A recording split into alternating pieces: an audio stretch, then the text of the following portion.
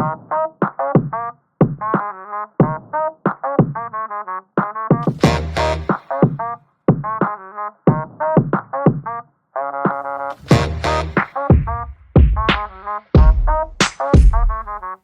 welcome to another episode of Just a Bit Outside. I'm your host, Steve Ely, and along with me, as always, my co-host, Wes Cook. It's warm outside. Oh, it's so nice outside. It is. It's supposed to be in the 80s next week. Love it. That's what I've been waiting on it for so long. Dude, I got a happy person at the house that's all like, I'm ready. Absolutely. She gets that winter, like, blah to her. Wow. Well, you know, Christina, she hates the cold, so absolutely not happening. Oh. So she's ecstatic that we finally hit spring, if you want to call it that. Yeah. Yeah, absolutely. All right. Well, another person that's probably glad it's a lot warmer outside is our guest today. He's a semi-pro BMX rider. This is Jeremiah Shinn. What's up, guys? What's up, man? Happening, bud? I'm glad to have you here. Glad to be here. Oh yeah, man.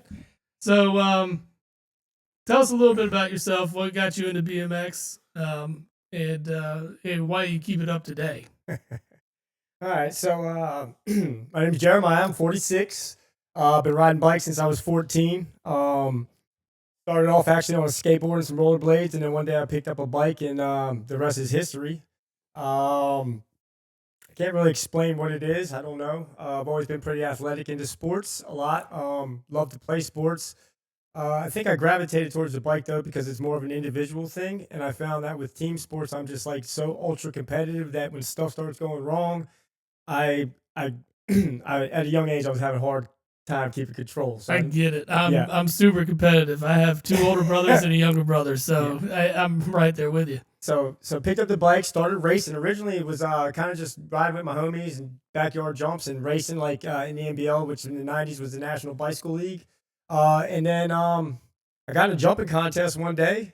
I did all right. And I would have to say later on that week, I think the racing was over. And I got straight into freestyle, man. That's awesome. And now about 32 years later, I get paid to do shows. I'm a five-time national champion, over 40 amateur champion. That's sick. And I still love it today, just as much as I did when I was a kid, man. So it keeps me going. It's therapy. It's everything. It's a lot. Yeah, absolutely. I mean, from all your videos online, it's a daily thing you do. And just to keep that up and to stay in that shape, to be able to, do that at a competitive level, and it's just awesome, dude. And for people that would want to check out and follow you, what's your tags like on Instagram or Twitter or anything like that? You guys can check me out on Instagram at Jeremiah Shinn BMX. That's about the only platform I really use for this right now. Okay. I'm thinking about getting into some YouTube, so if I do later on down the road, I'll go ahead and update everybody with that. Absolutely, that'd be awesome, man. But yeah, no, it's we had Chris on a while back, and yeah, my guy. Yeah, right. And so Chris does a lot of riding with Jeremiah, and he put us on to Jeremiah, and we knew we wanted to have him on the show. So it allows for us to get a better idea of like the BMX riding and that type of sport, right? Like now that this stuff is coming into like the Summer Olympics, Yeah, and things like that. Like a lot of people aren't too familiar with the sport itself, myself included. Outside of from what you and Chris post on on the daily, and I get into them, and I'm just like, man, I really wish I could still do that. Oh, I feel you, brother. Like I skateboarded and surfed when I was a lot younger, but like it's been a while since I've been in it. Well, yeah, I did the skateboarding, and my body, there ain't no way. Well, I'm gonna be honest with you guys. You talk about you wish you could still do it, man. There are times when I wish that I wasn't doing this and I didn't love it as much, man, because so I'm still falling just as much today as I did when I was 16. The problem is I don't bounce off the ground like I did when I was 16. It's a much different ball game for sure. So you're saying it's like a hangover? Yes. Sometimes it takes me 2 or 3 days to recover from one little session. Understood. For sure. Dude, that's me every day, just walking down the hallway. Oh man. Just hear the old man knees cracking. Dude, every day. Every day.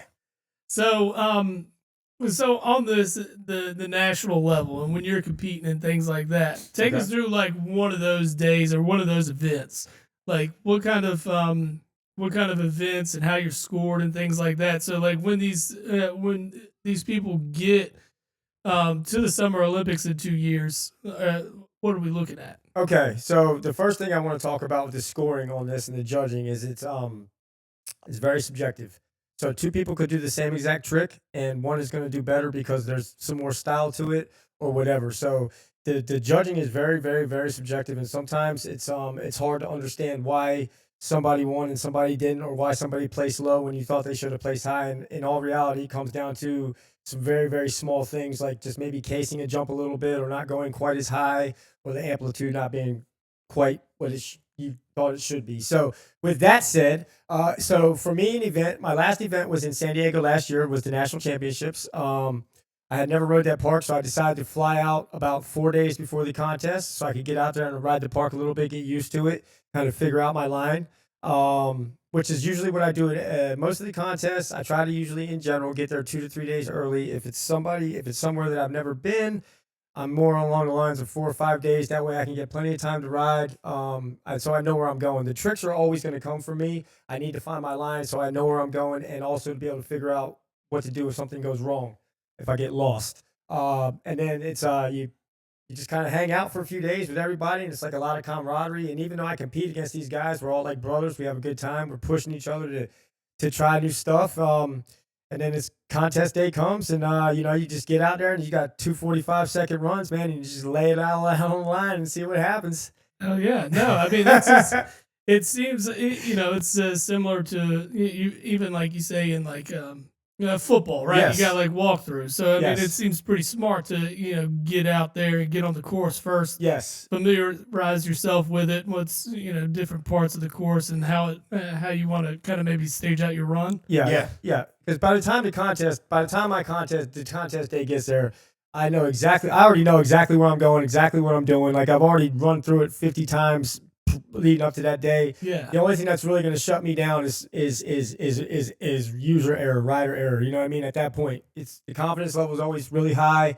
I'm a little nervous most of the time, but all that disappears the minute I drop in. But yeah, just stay focused, man, and just you do your thing. And it doesn't always work out, but as long as you're having fun, that's all that really matters. Yeah. No, man, that's sports, right? Like Yes. sports are supposed to be that. It's supposed to be fun. Now, then you see these brawls and things like that. I mean, then you're like, oh no. But like, it does seem like more of these extreme sports. I guess you would call them, for a lack of a better term. That's correct. But there's a lot of camaraderie there, right? So I mean, and it goes back to like the 70s, 80s, and 90s, where you go back and see these. I used to watch a lot of surf videos, a ton, and skate videos too, but a lot of surf videos, and like it just seems like everybody, even though you're competing, like you all get along. Facts. That's a fact. Yeah, and it's it kind of draws me to those sports too, because like it's crazy that you don't want this guy to beat you, but at the same time you're cheering him on. Yes, that is dude, I want to see you do something sick. That is 100% true. As a matter of fact, my second national championship, I was out in California, and the guy competing against me he'd been in communication. I had never met him until I got out there, but he'd been in communication with me for about 6 months on this flares, which is a backflip with a 180 on a quarter pipe. I had been doing them at that point for about 2 years. He had been trying for like 6 months and couldn't land one, so he was kind of like had been hitting me up online for some advice, and I kept telling him like, dude, you got it. You just got to just commit. And out there in California, in the finals, I talked him right into it, and he beat me. He landed his flare, and he actually beat me. I talked the man right into beating me. Yeah. And I was so hyped. I was the first one to run out onto the course and pick him up and throw him up. And dude, it was such a gnarly experience, but he beat me. I talked him right into beating me. I sure did. Like a true coaching moment right there. Yeah, dude, it happened. I mean, it's just like I said, the camaraderie of that scene. I did the skateboarding and stuff in like late 80s, early 90s through the mid 90s. Yeah. And like it was the same group of guys everywhere, but like, skate parks wasn't where they were No, now. no. Oh, yeah, they're so the kids advanced. today got it good, man. I tell them that all the Yeah. time, dude. Oh, Yeah, like we were lucky if we had anywhere to go. We built most of our stuff and had it sitting somewhere. I had friends that had, mini ramps and Yes, stuff sir. in their backyard and stuff. So we did a lot of that. But it's just crazy to just say, hey man, you can do it. Don't be scared, just go do it. Yeah. Oh yeah. Yeah, my biggest problem was like I got hurt and then I got gun shy and then it took me forever to get over the gun shy, and then by the time I was over it, I was over it. Yeah, no, I understand. So, because I've been injured, I've had ACL surgery. I have two. The human body is an amazing thing. I actually have two. Both I've re-torn that ACL. My other one is torn as well. So I'm actually rolling on 2 torn ACLs at the moment. Fucking Dick Chubb over here. Right? I want to give a shout out to CTI braces. That's what I use. They hold my legs together, man. Nice. But yeah, I've had knee surgery. I've had wrist surgery. I could probably use about 16 more surgeries. Countless stitches. Been knocked out a bunch of times. A bunch of Concussions. yeah. But Yeah, yeah, too. lots of stitches, man. Lots of a lot of injuries. So the gun shy, like I definitely get that. When I was coming back from ACL surgery, it took me a minute to really feel comfortable on my leg again, for sure. Yeah, I've never experienced anything that extreme through sports. I do remember as a kid why I ended up hating baseball. And I'll tell a story real let's fast. hear it. Like, I love baseball. I'm a huge Phillies fan. Everybody knows this. Yes, sir. But, I love watching it. I like to play it up until I got into kid pitch or whatever you want to call it. When kids first started pitching. So my first time at bat, I get up there, and I didn't even play machine pitch. Like, they just took me from deep ball right to a kid pitching. I didn't have an adult pitch, nothing like that. And this is the chunkiest kid I've ever seen, and he's throwing gas at that age. Yeah. I step into the batter's box. The very first pitch this dude throws at me beans me. And I couldn't get it out of my mind. I couldn't. I was the worst batter in baseball. Hands down. Like I would just swing just to hope I hit something. And they were mostly balls. I felt like Nick Castellanos, like swinging an outside pitch most of the time. Dude, but I just couldn't do it. I was bottom of the lineup every game. Ninth? You were 8th or 9th? I was ninth, absolutely. easily ninth. Yeah, you did not want me at bat. Listen, I have absolutely been smoked with the baseball. Let me tell you something. I would much rather crash on my bike than sit there and watch a baseball come hurling at me and hit me. It is rough, but yeah, that turned me off of baseball. So my playing days were they were over shortly after that. No, the baseball stuff didn't bother me. What I learned in baseball was not to reach. I played catcher. And the first day I played catcher. I was actually good at catching. I love catching. Yeah, that Loved wasn't a it. bad thing. But my first day, I probably within the first 2 or 3 batters that I'm behind, I went to reach for a pitch as they swung and hit me right in the back of the hand. And I'm just like, all right, no more reaching. Yeah. No more reaching. I'll wait for it to come back to me. Oh, that's right. Yeah, if it really wasn't like my first at bat though, you know, like you get up there, like we had our coaches throw the ball, during practices leading up to that. Yeah, they're throwing meatballs. Yeah, it's nothing. They're not going to hit you. Oh, got around her neck there. Oh. There we go. I didn't want her to pull it out. Yeah, the mascot out here. Dakota. Yeah, I know. It was a bum. Yeah. She's out here trying to choke herself out, apparently. Choke herself out, pulling on the camera. But yeah, so I get the whole like committing to stuff. Yeah. And, I have 3 girls, 2 of them, which one is on a cheer team, the other one that aspires to be. And they do a lot of tumbling and things like that. So a lot of acrobatic stuff and, back handsprings and things like that. That stuff's awesome to me, man. Yeah, and you're just trying, they have to commit to a lot of these things. And in order to, fulfill these stunts or these moves or whatever you call them. I'm not big on the cheerleading lingo, but, whatever they are, they have to commit to that. So I get that point, right? And I could never get out of my headspace as a kid in baseball to, stand in there for a pitch. That makes sense, though. I mean, I can definitely understand it with the situation being your first time up and all that. I can see that. Yeah. Yeah, I was in it, and it was like that. It scared the hell out of me. I've been being. It sucks. Yeah. Sucks, but yeah, I don't know. I got over it. I loved baseball when I was a kid. That was my sport. And then as I got older, I kind of moved away from that and started playing basketball. I got into basketball. The problem was I was 4'2" in high school. Like I said again, I was just so aggressive and so competitive. It ultimately, and for me, it just made sense for me to go do something I could do by myself. Yeah, well, then you are the leader of your own pack. Yes, you ultimately dictate what happens. And if anything goes wrong, I can't blame anybody but myself. 100%. And I like that mentality. So, you ride with probably one of the more well-known BMX riders, right? I do. I do ride. So the funny thing is at 46, I've somehow managed to find myself really good friends with a lot of the guys that I idolized when I was a kid, even though we're all the same age. Yeah. These guys were big-time pros when I was 16, 17. They were in the magazines. They're on the videos. Ryan Nyquist, Rob Darden. These are all X Games gold medal winners. I mean, Dew Tour winners. I mean, we're talking about legendary riders that I have somehow ended up being really good friends with. Like, I mean, as good as those guys are as riders, they are even more amazing as human beings. That's awesome. Yeah, dude. I ride with Olympians. I've had Olympians out of my house training.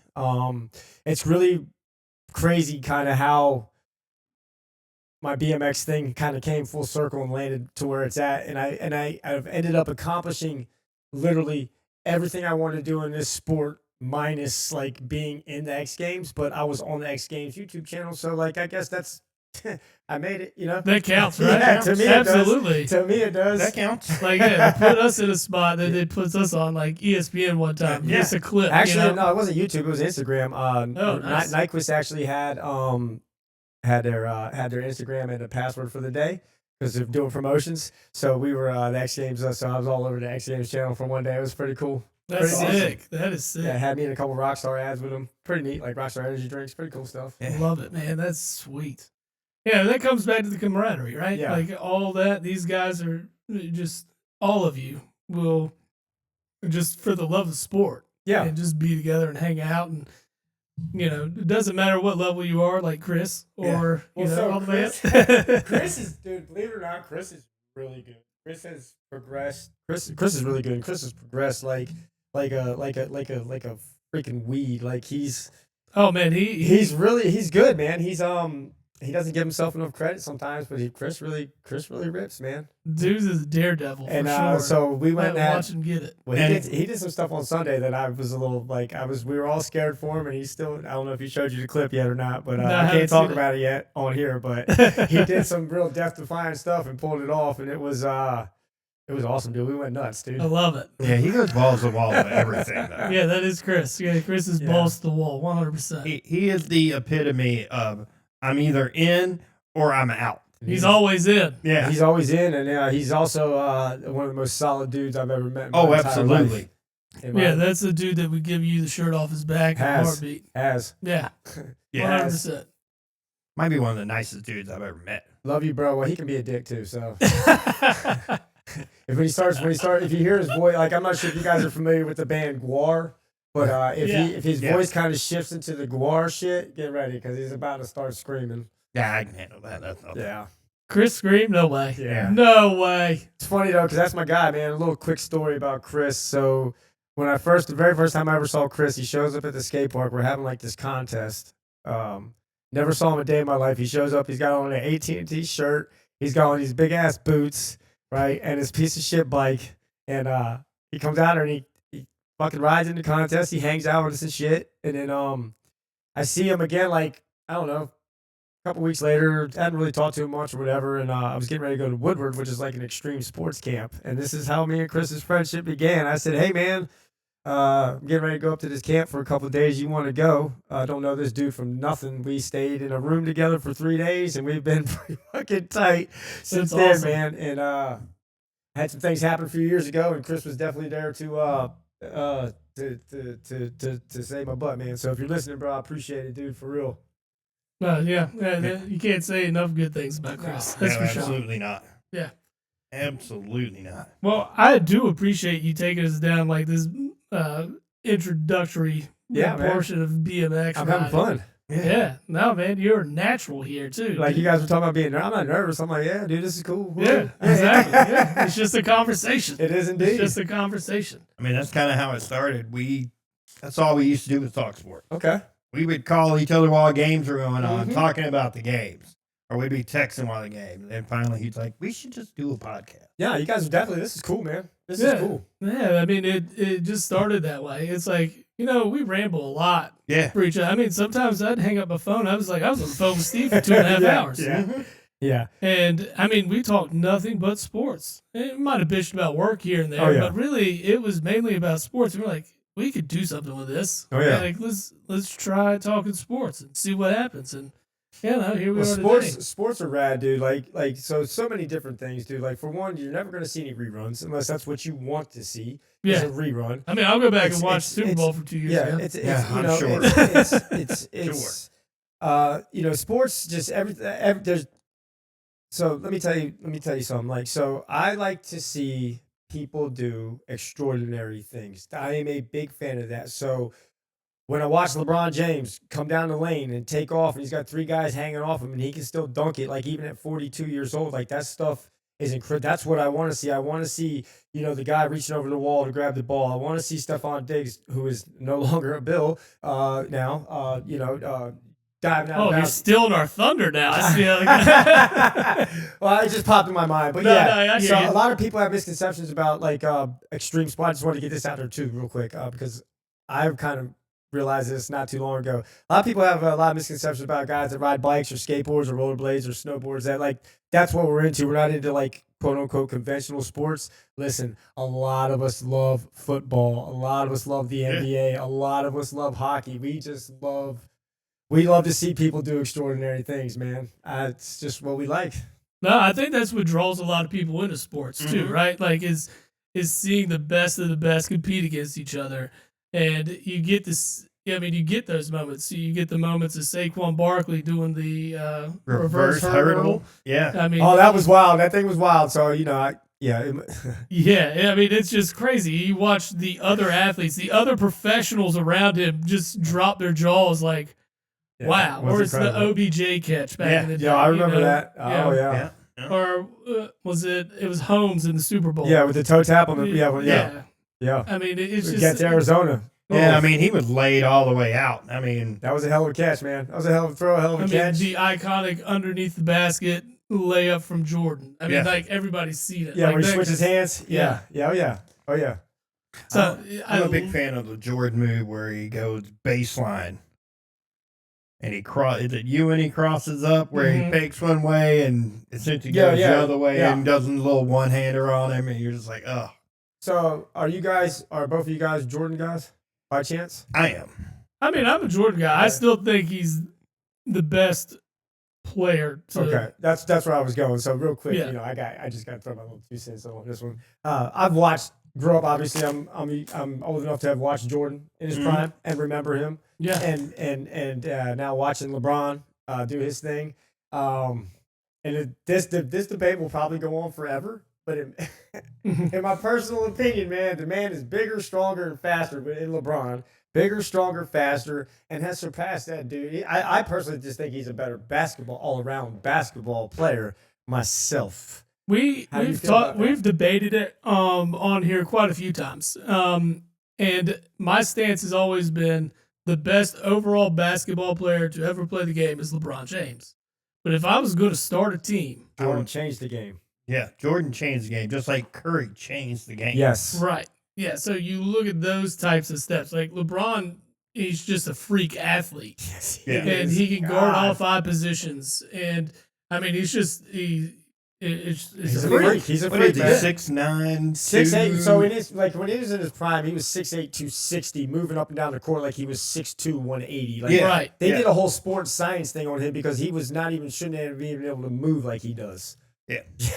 Yeah, I mean, so like, yeah, that's my Yeah. standpoint. But when we talk about there's something that LeBron lacks, and that's like the dog in him. Okay, I can go for that. So I Yeah. can go for that. yeah, And Michael Definitely. Jordan had the dog of all dogs in him. He Yeah. did. And I mean, I saw the story, and I know we've heard it before, but it was like game 2 of NBA playoffs. Orlando Magic is the year Jordan came back. He was wearing When he 45, came back. and someone said that ain't 23 to him. I think it was Nick Anderson. yeah. Might have been Nick Anderson said, you Nick know, Anderson or Dennis 40 Scott, one of those yeah, guys. he said 45 ain't 23. The next game, Jordan came out with 23. It dropped 45 on Yeah, him. I Yeah, remember you're that. just like, oh, He missed the last free throw to make sure he had 45 I points. remember that. I do remember that. So, like, LeBron doesn't have moments like that. There's not stories of LeBron like that. Nah. Like, he doesn't have that killer in him that Jordan did, and that's honestly why I would have Jordan as the number 1 player on my team any day of the week, because that guy will go out there and get you a win. yeah, yeah. Like what drives me crazy about LeBron, physically just a freak. Physically, I think he's a little on the crybaby side for me. Like he lets whatever this guy in the first row said bother him. Well, Jordan was going to go show him with his game. Yeah, Jordan's gonna be like, what is? All He's right, gonna- I got he's something for you yeah. right now. Yeah. Yeah. And then he'll go drop 20 in a row, and then you're just like, okay. Yeah. But no, I definitely respect LeBron's Yes. game. Yes. Absolutely. And I do think he's one of the greatest of all time. Did you guys see what record he broke last night? Yeah, most field goals. And then All time. he's getting ready to come up on, right? Mm-mm. He's getting ready to come up on the most games. He's getting ready to have all of it. He's getting ready to own every major record in the NBA. He's pulling the Tom Brady. Is what he's doing. Yeah, ultimately, yeah, that's the way to look at insane, it. and it's a bunch of stuff that nobody's ever going to get to. Yeah. Well, no, because you're not going to get the opportunity to start at 18 years old. You're not going to get the And opportunity. be that good for. Well, yeah, to be, 20 you know. 22, 23 I years. mean, like that yeah. dude is still. He can still go out there and get you Yeah. 30 and 10. What, he's averaged 23 points over the last 3 games Yeah, here something recently. like that, So, yeah. he's still getting it. And, yeah, I mean, it's something to say. I mean, he's Tom Brady of the NBA right now. And you never know? any problems. Like the dude has been never any like. Oh, yeah. Turmoil, scandals. Like he's been the epitome of. I'm gonna say we're aware of. Yeah, 'cause Everybody's thought got dirt on him. Everybody thought Tiger Woods was great. Everybody's got dirt. Everybody thought Tiger Woods was great. He's Then he just was doing it banging right Waffle House whores. Yeah. And I mean, like, Sorry. and I was shocked. I was absolutely shocked. What I said to it, I'm like, dude, banging Waffle House whores when you know, get you $1 billion. Go right ahead. I got no problem with it. You guys into that TGO? Speaking of Tiger Woods, The what? the TGO. Oh, I watched a little bit of it. It's interesting. I've been checking it out, man. It's pretty cool. It's essentially a simulator league, Oh, okay. but they actually have, I think, what is it? They've actually got a hole you play that's, 100 or 150 yards that's inside. The Okay. green actually moves So they can change it to fit a hole. to change like a hole and stuff. Oh, Like it's pretty interesting. got And you three- play teams. 3 tees. They got a rough tee, a tee, and then a sandbox that you shoot out of. Yeah. It's pretty cool, man. oh, so it's kind of like a tamer Happy Gilmore 2 course. Kind of. Kind of, yeah. Yeah, but it's But it's neat. team based. It's an interesting watch. Okay. Got to see Tiger screw up on that a couple of years, like the So- first season. Somebody had said it was like all he heard was 90, Yeah. but it was 190. So he gets a wedge out and he's like 100 yards short. And he's like, "You guys said it was 190. It was 90." No, man, it was 190. Oh, Like golf. Oh. You So need to like get when- one of the irons out, buddy. well, what was crazy is he legitimately hit it 90 yards. Yeah. Oh, yeah, he knew what he was doing. Yeah. I mean, that's. They told him the wrong info. Yeah. Yeah. Or he heard the wrong. So info. the thing about golf, like I love to play golf. It's fun. The few times I've went to do it. Watching golf is a little rough, except for putting. and tee shots, which is why I kind of like the TGL stuff because it adds another flair to it, adds a little bit more excitement. Mm-hmm. You know what I mean? In between of the getting up and down stages. So Well, I like the fact they're a little looser yes, in that. Yes. Like it's a team aspect, a team game, and they're literally, it looks like they're having fun. yes. Yeah, where like when you watch a regular tournament, you can just look on their face like, Yeah. I don't know. The Ryder Cup seems that way. that's more team environment. Yeah. That's more competing for your country. That's more like that line. It's fun stuff to watch. And this is fun stuff to watch because again, and you get them like talking crap to one another a little more, which is You get to hear it. yeah. That's cool. And it's good stuff because everybody's check mic'd it out. up. She'd probably like it. Okay. Yeah, man. The most I'll do is Top Golf. I love just. So I have never been to Top Golf. I need to get out there and check Absolutely. it out, man. I heard it's it's fun. so fun. You just I heard drinking I heard beers, eating some- food. well, I and did hear. crushing I did hear balls. it's a little pricey. But I'm not sure what You go one during- person considers pricey. The next Go person might afternoon. not. Go afternoon. The price it gets pricier the later. What's give me an example? What's pricey? What's if we wanted to go do Top Golf tonight, what would it cost? We went last weekend. Okay. It was $90 for an hour and a half for 5 of us. And you get the whole little space, right? That's Yeah, your that's little not tee. bad. But you we get a went in the tee. afternoon. It Okay. was our tee time was like 2 or 2:30. So it's about $6 person per hour. Not bad.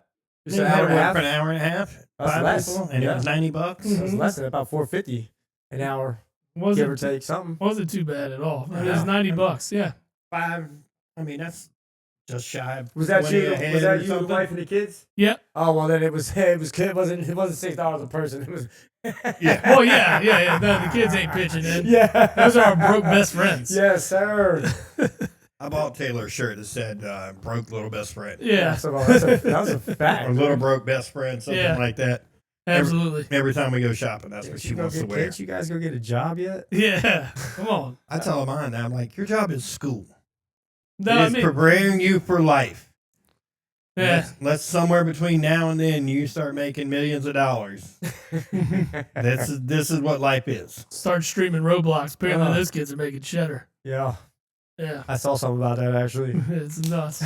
I don't get it. But yeah, I sit there and watch it every morning. Like Carter turns on the YouTube like channels and stuff. And starts watching something. Hey, kids have no idea about cable now. It's nuts. No, it's funny, dude. Like Yeah. even so, Chris streams everything. I still got DirecTV. Now I'm streaming it, but I have DirecTV. I've had it Yeah. for 12 years. Yeah, that's what we So- got on here is YouTube TV. It's I've got essentially cable. Yeah, I use Sling. That's essentially cable, but I pay for like every freaking thing else. I'm getting ready to drop DirecTV though.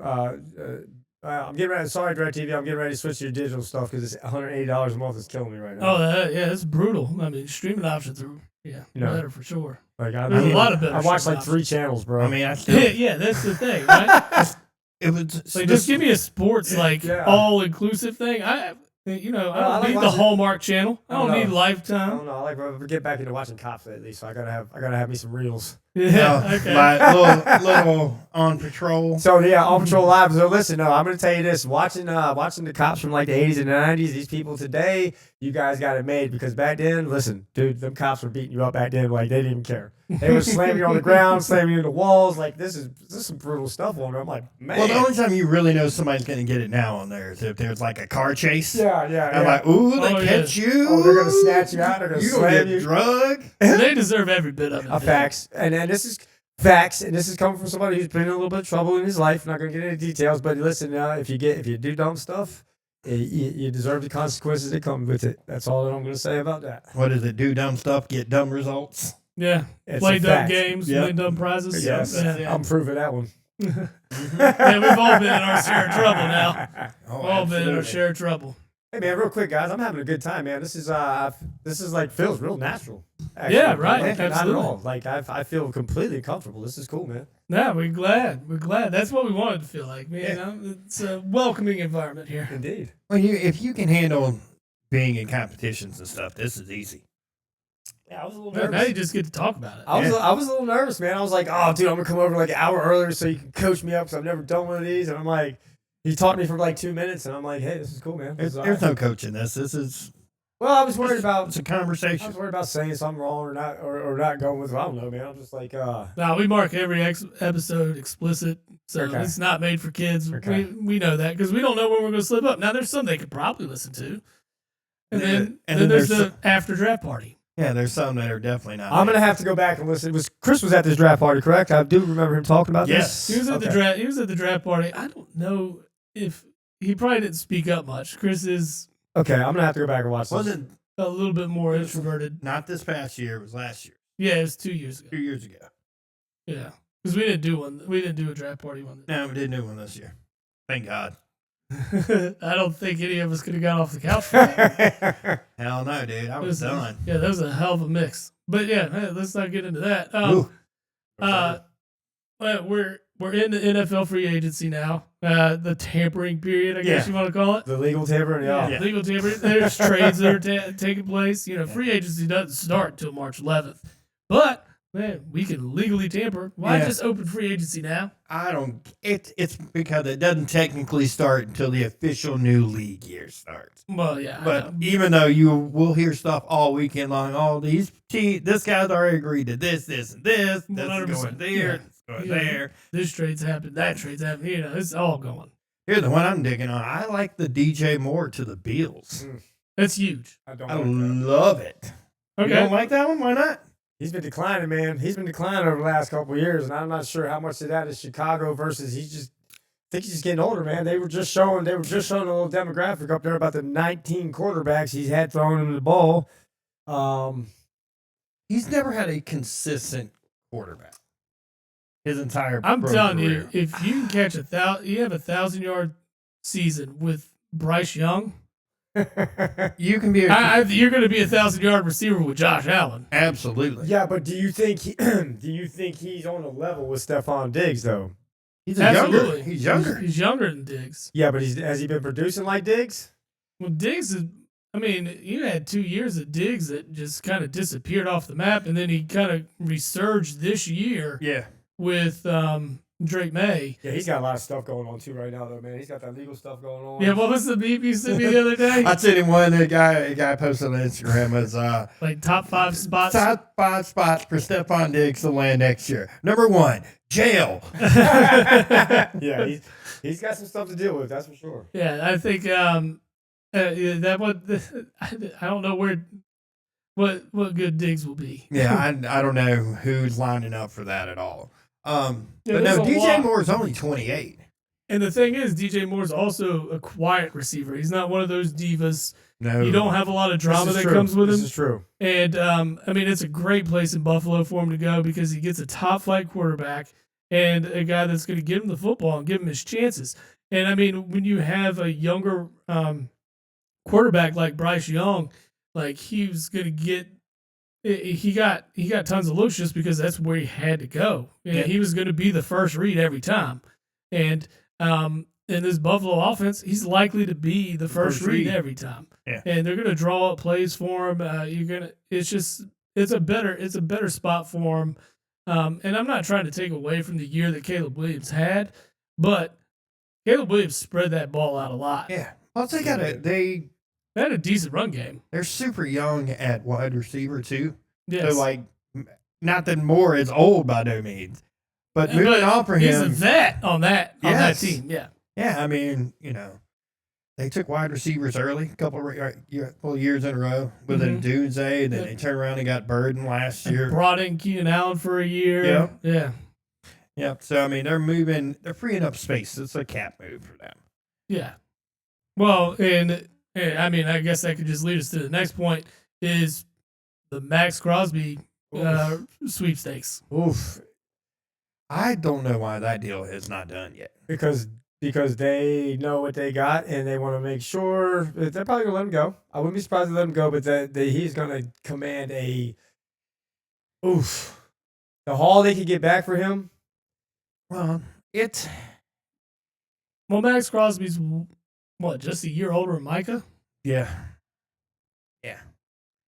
So, I mean, 2 firsts is not out of the realm of possibility No, for this.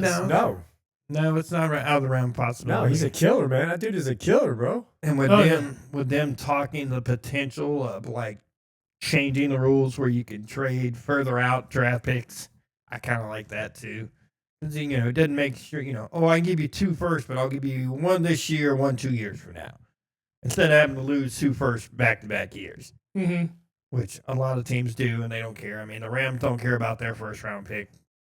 I mean, they've used one in the last 10 years. Yeah, I think 2017 was the last time they used one. That's crazy. No, they just used one 2 years ago when they drafted Jared Verse. And then they hadn't used one in years, and then they haven't used one since then.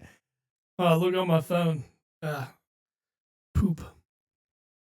Ooh, it is poop today. Yeah, everybody, Philadelphia Phillies play the Pittsburgh Pirates, and the way some scoreboards show up is, of course, the P, and then a 0, and then a 0 on the other side, and the other P for Pittsburgh. It's just a running joke on the internet, but they changed the scoreboard of NBC. I think it was NBC Sport. No, it wasn't that. Who had that? Then anytime it was on, it would read poop at the beginning of the game. Was it the MLB network? Might have been the MLB network. But they changed the scoreboard last year, so you didn't get poop anymore. You always get poop at Pittsburgh's playing. You do, 100%. Even when Skeens is on the mound, you got poop. Well, offensively, you do. Yeah, defensively, though, you're going to hold them to 1 or 2 runs. Yeah. Tops. Yeah. Yeah, so let's see. Ooh, DeVito getting a new deal. Oh, yeah? Yeah, he's going to be the backup in New England. Tommy Cutlets. Okay. He can't live with mom no more. That Joker had about 15 seconds of fame for sure. Yeah. Hey, man, he's making money. He's definitely making money. The deal he signed is a 2-year, $7.4 million. More than I'll ever see. To be a clipboard holder. I could do that. I would like to try. I mean, Josh Allen ain't coming out unless he's dead. Yeah. You said in New England or Buffalo? He's New England. So that'll be what's that kid's name up there? Drake May. Drake May. Yeah, that'll be his backup. Right on the tip of my tongue there. Deshaun Watson reworked his deal. Do not be surprised. Do not be surprised if you see that man on the field this year. Yeah, last year I would have told you you'd be crazy. I would not be surprised because if they try to put him out there. At this point, I would run him out there. I mean, you're already paying him what they rework it where it's only like a $36 million hit this year or something. Yeah. You're paying him $36 million. It's going to be 80. Yeah. So, I mean, everybody's mad. I'd run him back out there. He was supposed to take that deal. Yeah, if he's healthy, why not? Well, the problem with Cleveland is they're not just a quarterback away. Their whole offensive side of the football is garbage. Yeah, it needs to be completely restructured starting on that offensive line. You're 100% correct. Their defense is good. Defense won them games this year. I think you could have taken any of the offenses between 10 and 20, and you potentially got a Super Bowl contender. Yeah. With Cleveland. They just need the 20th best offense. I don't think they've had the top 20 offense since they came back. They had one in the playoff year that Baker took. Baker had a good year. Yeah, he did have a good year. So I still think they did him dirty, man. Oh, did he? They did him big time dirty. They should have kept him. They did him. Oh, he's proving them all wrong right now. Yeah, he has. I mean, look at this. Sam Darnold just won the Super Bowl, and Baker Mayfield both were on the same Panthers roster. Yeah, at the same time. And now Darnold's a Super Bowl champion, and Baker's winning divisions over there. In Tampa Bay. It goes back to coaching and the belief that you have and being able to, hey, I can work with this guy. Yeah, you're exactly right. That is 100% true because he can get me where I'm going. The coach, this guy can take us to where we want to go, y'all. Get in line and follow. That's exactly how that works. Well, it's kind of funny that Carolina hired the offensive coordinator that unlocked Baker Mayfield. Or gave him back his swagger anyway. Yeah, that's the way to look at it, yeah. And you're just like, all right, you had that in your building. You had a guy that you paid $7 million a year to come do it. And Matt Rule, and he was awful. Listen, Matt Rule. He's a good college coach. He's a great college coach, and he's not even, well, I don't think he's great anymore because he's been trash last few years. He's been average at Yeah. Nebraska. He's still his year 2, right? Or year I think 3. this is year 3. Yeah. It might be year 4. What was it? Was it Baylor? Was it Baylor he coached that he before he got to the Yes. NFL? Yep. Was Baylor that got him on? Yep. I think he just had a couple good years, a nice little run, man. He just had the squad and the circumstances were right, and then he just he did what anybody else would do in that situation. He acted on the chance to advance himself, man. The NFL came to him and said, "Hey, we're gonna give you a job." What the hell is he supposed to say? No. He is 19-19 as Nebraska's coach. I think that's trash. That's Oh no, you're That's correct. Nebraska. We're talking about freaking Nebraska. Well, he was hired to bring him back to those glory days, and replicate what he did at Baylor.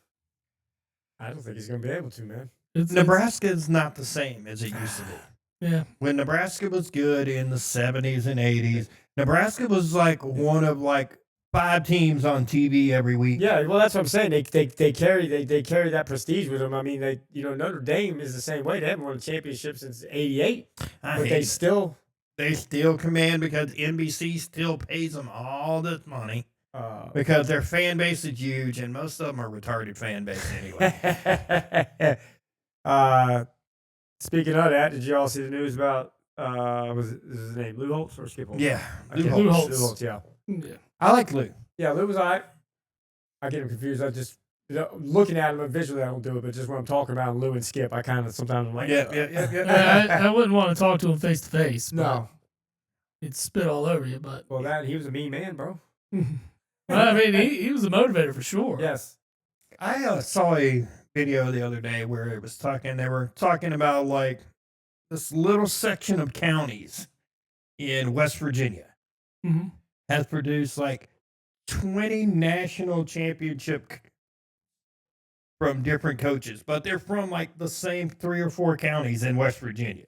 There's actually a little spot. There's Yeah. actually a little spot in Kentucky like that too. Like Terry and Bobby Bowden were raised in the county next to the county that Saban's from.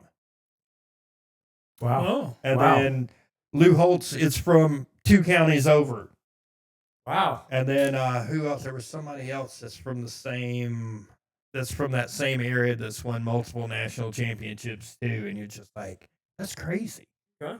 What's in the water in West Virginia that they can produce football coaches? Yeah. I don't think you want to know what's in the water in West Virginia. No, I think I'd have to agree with you on that one. Yeah.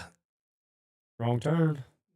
So, other Raiders news. They're planning to release Geno Smith, which you figured with what's about to happen. NFL draft. They hold the number 1 pick. Yeah, but why not? Well, you can get a vet backup way cheaper. They're going to open $8 million in salary cap by cutting Geno. They're going to take on 18.5 in dead money, but it's not terrible. I mean, this year you're going to open up $8 million, and that's probably not a bad thing. Yeah, they could use it. Yeah, the cap casualties, as they call them. Do you think? I mean, really, Geno doesn't have much left I don't think he does. outside of No. a backup role at this point. No. Because he was backup, then he was a starter. You know what I mean? And then Well, he had a good year in Seattle. he did. He had a good year, and he Got a good deal, and then got traded to the Raiders because Pete Carroll showed up, and then he was just. Hey, granted, he was hurt a little bit this year, but at the same time, he didn't have the same stuff, and it was just wasn't the right fit. But I just don't know if he has that starter projection anymore. I don't know. It's one of those to me. They're going to come in, they're going to throw him in immediately, and then it's going to be awful. But I will give Mendoza credit. Mendoza's got access to something nobody else in the NFL has access to. was that Tom Brady? Tom Brady. 100%. And you can't tell me Tom Brady and them are not talking already. Oh, I mean, if this is the guy they're going to take, which all signs point to Yeah. that, They're already they're all over it. already talking. Yeah, I mean, you don't have, you can't make the pick until April, but you know what's happening. if you're the number one pick or Yeah, you're the I'd team say with you number, know it. you know 99% of the time you know who you're gonna pick way early, Of course. way early. And they'll still waste that 5 minutes on the clock. The last one that I remember it really being, I don't know which one is going to go first. To me, maybe was the Mario Williams, Reggie Bush year, Mm-hmm. maybe. What about the Phillip Rivers, Eli Manning? Yeah, I knew Eli was going to go first. Because that was already the thing being taught. It was the trade that surprised me. I remember all of that, man. Like, that was wild. Oh, back to the coaching thing. The counties are Mongolia, Marion, and Harrison counties in West Virginia. Okay. Nick Saban is from Marion County. He won 7 championships. Fielding Yost is a Marion County native. We probably don't know him, or it's not a very older familiar- guy. 6 national championships in Michigan. Mm. John McKay, USC coach in the 70s and 80s. Won 4 national championships. He is from Mongolia or Monogalia County, ever how you say it. Jimbo Fisher is from Harrison County, which is right there too. And then, of course, you've got Bowden's from the same county. Kirk Signetti is from that county also. You got to be shitting me. Yep. And then you got Lou Holtz, who is, 2 counties over from those guys. I mean, that's just crazy. That is wild. From BFE, West Virginia. BFE, bump, Egypt. Yes. It is. Wow, I haven't heard anybody say that in forever. You just made my day with that. There we go. Hey, dude, I'm old, so I get it. Hey, I'm old too. I've been there and done that. I got a few years on you. Okay. You are old then. Sorry. Yeah. I'm the old man of the group. I'm used to it by now. Oh, this young buck over here. Big 42, huh? Just heard 42. I know, that's what I'm saying. You still wet behind the ears in my book. Man. So, apparently, like the Cowboys had a deal in place for Max Crosby, and then word got out that there was Max Crosby's going to start getting, what it was going to take to get him, and what apparently this deal was going to be. And then a bunch of teams came in and just, we'll give you this. they gave him a lot better deal than Dallas was going to. So now it looks like Dallas is going to turn to, why is he? Who? The dude from Cincinnati. Trey? Henderson. Trey Henderson. Yeah. That's it. Thank you. I need the sir. first name Oh, first. you're good. There we go. Because I couldn't remember his last name. I was just like, I knew who you were talking about. I was like, Trey. That's the way it works for us, man. We're like, man, what is that dude's name? Well, I just consume so much sports, dude. This stuff just gets tangled, bro. The names. We get mess it. up names all I the do. time. I We really do. get it. ESPN in the car, ESPN at the house. Like, it's ESPN when I'm riding my bike. I get made fun of, actually. 'Cause I roll to the session listening to ESPN. I listen to all kinds of stuff, and it's just like, what? Yeah. Like, my brain is just soup some days. No, I understand. Believe me. Believe you me. And then you throw in a couple of audiobooks in there along the way, and I'm just like, what? So I don't do the audiobooks, but what I do is like at night when I go to bed, I just turn my ESPN radio on for about on the timer for 45 minutes. So I'm subconsciously, subliminally getting stuff while I'm sleeping too. So Oh, I've done that. I've done that. Now I got to have some kind of useless TV on to go to sleep to. Yeah, absolutely. Just mind rotting stuff. I literally have not had a TV in my bedroom at this point now for probably 10 years, which is crazy because as a kid I always had one. I gotta have it for the noise. Okay. Well, I just turn the radio on my phone. That could work because I'm not even looking at the TV. My eyes are closed. I I'm literally, just that's what I do. I listening. turn the ESPN on Yeah. and set the timer. There's times where I will where Jen will be in the bed watching something, and I'll roll over and I'll set up my phone on my nightstand Yeah. with something mindless, and I'll throw my earbuds in, and I'll be out a couple of minutes. Hey, whatever works. Yeah. It's got to be something I've seen 100 times. And Oh, yeah. It's got to be, Oh, yeah. and it's got to be absolutely. something that it's not going to grab me whatsoever. Yeah. Because if it grabs me, I'm like, fuck. So that kind of happened to me the other day. Indiana Jones and the Temple of Doom, like that stuff still holds. That stuff stands the test of time, man. That'll grab you too. I was flipping through the oh, shit, dude. I was 12 o'clock at night when we went off. I was like, damn, I just stayed up and watched that whole movie, and I was in it, dude. Like I was in it. We did a series on Netflix called Untamed, and we started watching it, and Jen fell asleep on the couch watching it. It was really good. She just fell asleep. I couldn't stop watching it. I binge watched the whole series. I didn't get done with it till like 2:30 in the morning, and she's like, "Did you watch it all?" I'm like, or she's like, "Did you finish I'm sorry, that episode?" I'm like, I did more than that. She's like, "What do you mean more?" Like, you finished it, didn't you? Yeah. She's like, "Was it good?" I'm like, "Yeah, it's real good. You need to watch it." "Oh, I'll wait and watch something." No. You can watch it today. I'm fine with it. So I have only ever done the binge watching thing one time, and it was when Cobra Kai came out. Oh, I watched the first episode at work, and then believe it or I don't work for that company anymore, but the next 6 hours was spent with me and my coworker in the truck watching we binge watched the whole season in the truck. When we worked together for AT&T, we were on a project, and anytime it rained or anything, we couldn't do anything. Yeah, we're just sitting in the van. Dude, how many shows did we binge watch while working on that? Made it through Shameless. Yeah. That's a lot. Yeah. There's something else we watched. Shameless, multiple stand-ups. Yeah, we did a lot of stand-up comedy. Stabler was in that one show we started watching. Oh, was that the one about the... Like, they had, like, the psychotic little cartoon Yeah, character. the rabbit. Yeah, or whatever. Oh, yeah, I know what you're talking about. I cannot remember the name of that show. Yeah, we started watching that. But Shameless was like the go-to. Yeah. I watch a lot of TV on my phone. I consume more. I think I would probably say I do more on my phone than I actually do on, even though I have a TV at the house that stays on. I'm not really like, it's background noise for me. That's what it is in our living room. Like, our living room is more our office than anything else. We had a bedroom set up that was an office, and then, we had changes happen in our house. And so, like, we're trying to figure out what we were going to do with the desk and stuff. And, my girlfriend came up with the idea, hey, let's just put it all in the living room.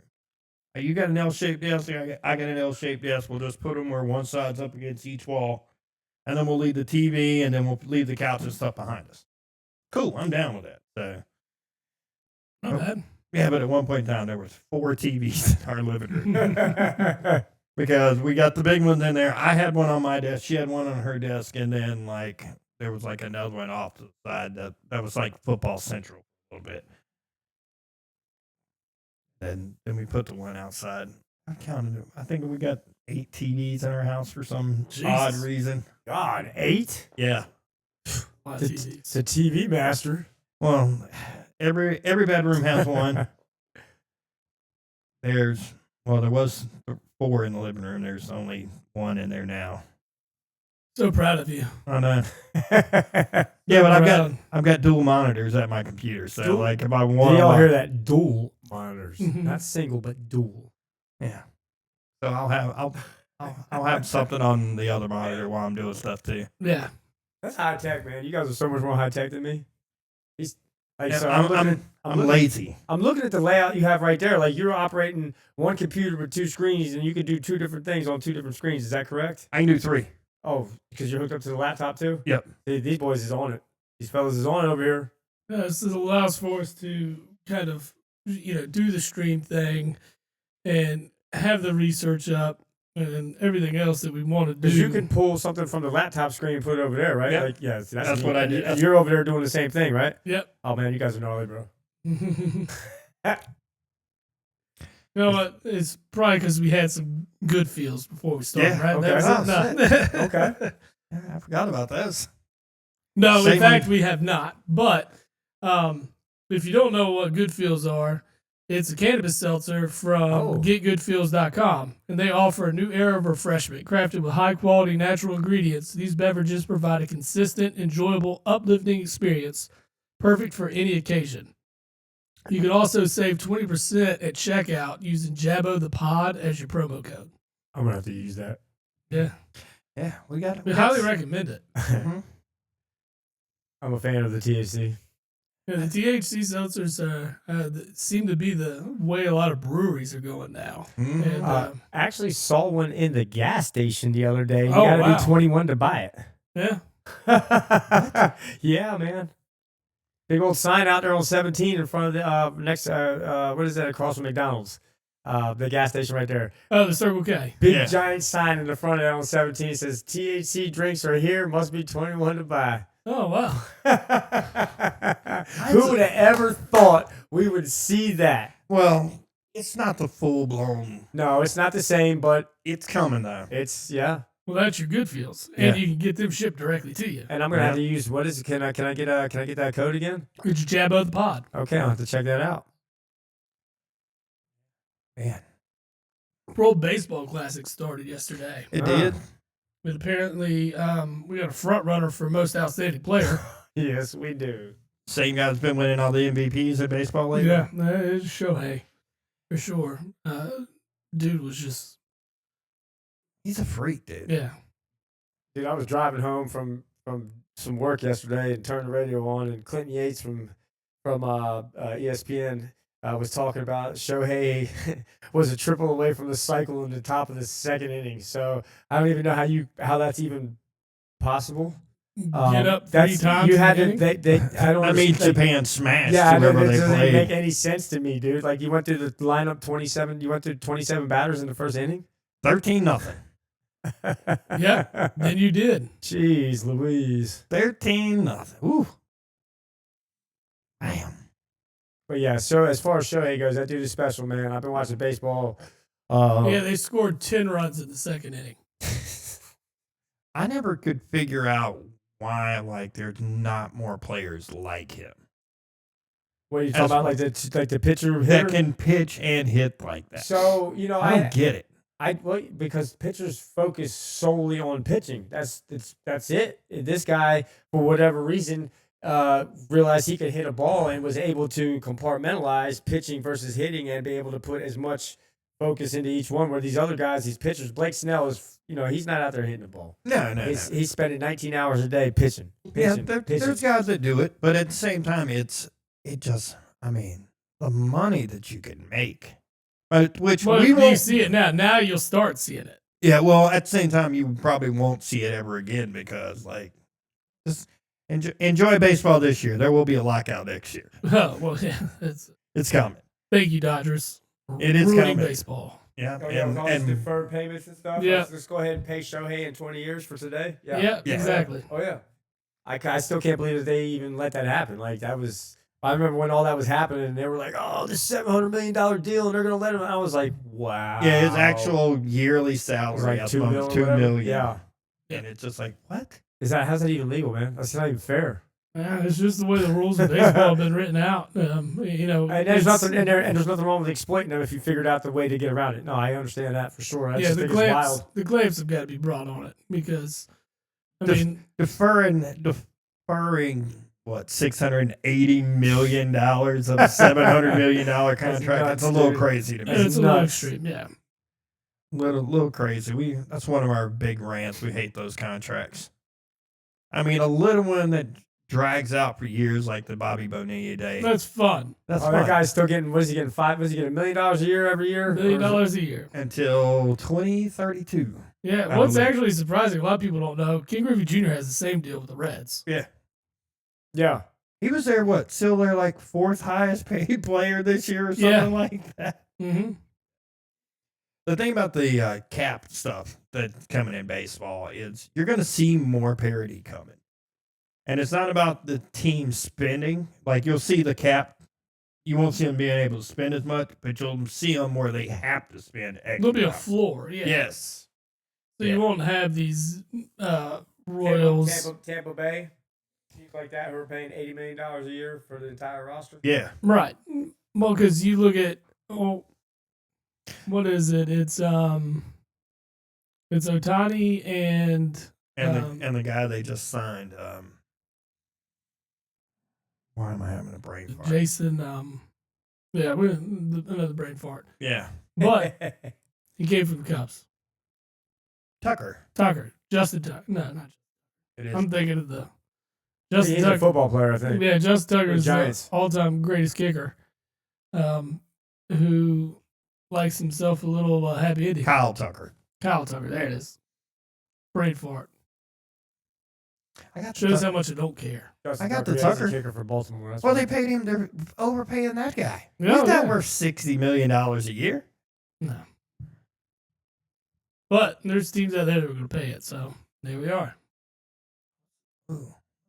See what Dodgers luxury tax is. Oh, it's fine. Yeah, but the U.S. Their luxury tax is more than like 6 total team salaries in baseball. U.S. plays tonight at 8. I'm super excited for this one. They play Brazil. Ooh. World Baseball Classic. Sounds like a barn burner. No, we should handle them quite easily. Should smash. I agree. Should smash.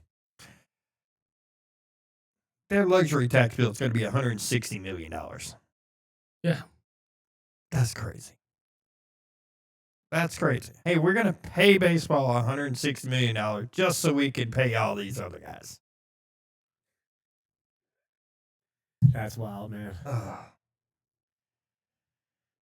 Isn't that the guy who's the linebacker at USC who got like catfished and jumped Notre out the Dame. window? Notre Dame. Yeah. What's his name again? I can't remember. Manti Manti Te'o. Te'o. That's right. Yeah. Yep. Yep, that's Yeah, him. That's right. That is him and his imaginary girlfriend. That was wild, and man. they're shot at an imaginary national championship. Oh my goodness. Yeah, there was no shot. No, they got smoked. They got just crushed, dude. Yeah, that Bama team was something nasty. Well, that was the year they also, like, Notre Dame won, like, 3 or 4 games off of, like, fluky plays Mhm. and stuff. And you're just like, yeah, you're not really that good. No. You might be undefeated, but you ain't that good. You know, you're essentially Miami of Ohio this year. Who, granted, hit 30-0. You hear what Bruce Pearl said about him? No. Bruce Pearl came out and said that he thought that Auburn was still a better basketball team than The Miami, Ohio? them. The Mm-hmm. boys are playing good ball this year, man. Probably right. I would say so. Probably right. Even though they got 14 losses.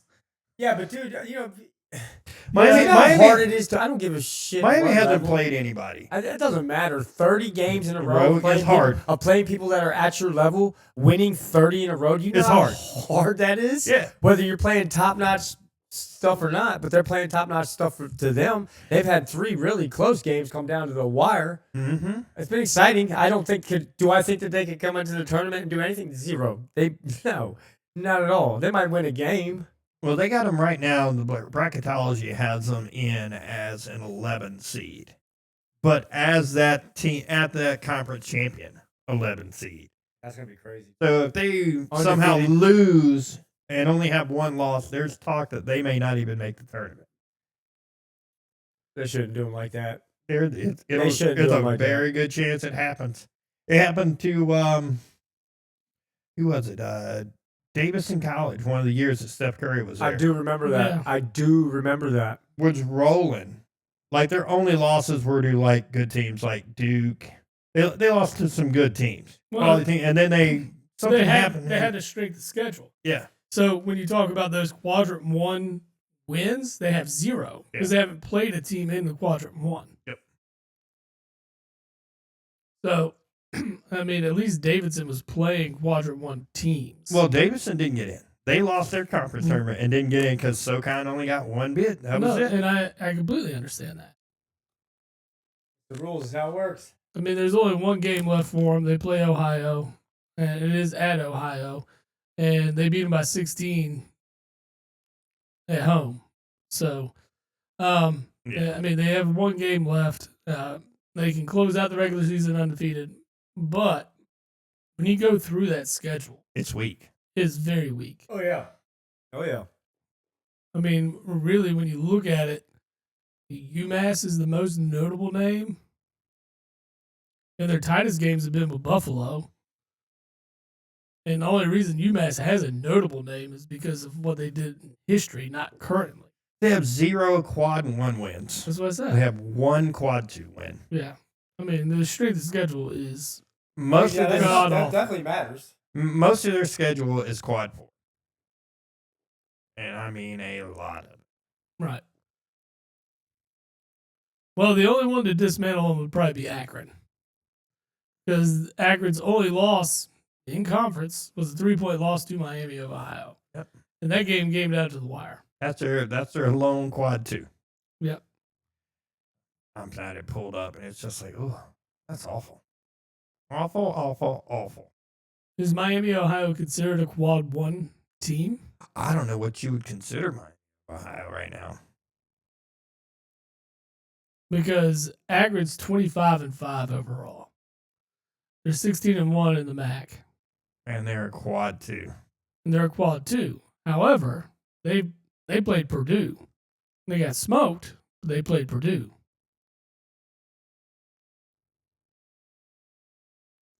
They have not played anybody else though. Yeah. I'm looking it up now. What would they say?